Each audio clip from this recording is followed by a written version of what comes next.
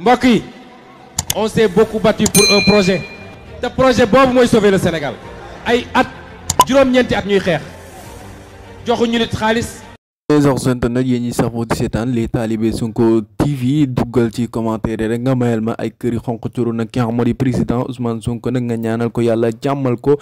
te may ko lépp lu mu yéene rek ci Sénégal te mu yëkkati nga fii nga xam si nag fële te mu Ousmane Sonko wax commentaire nag ci na amin incha allah rabbi Ousmane Sonko nag mu mel ne nag 13e jour grève de la faim nag mu mel ne nag patriote yi rek yéen a ko gisandoo 13e jour Ousmane Sonko nag ginnaaw yéen ba ngeen arrêté xeex bi moom daal moo ngi continuer rek di xeexam nag wax ne daal instant wi daal grève de la faim bi rek du ko bàyyi ndax dafa nekk ci mission muy xeex bu la xeex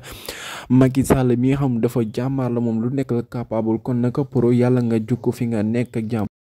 mbokk yi on s'est beaucoup battu pour un projet te projet boobu mooy sauver le Sénégal ay at juróom-ñeenti at ñuy xeex joxuñu nit xaalis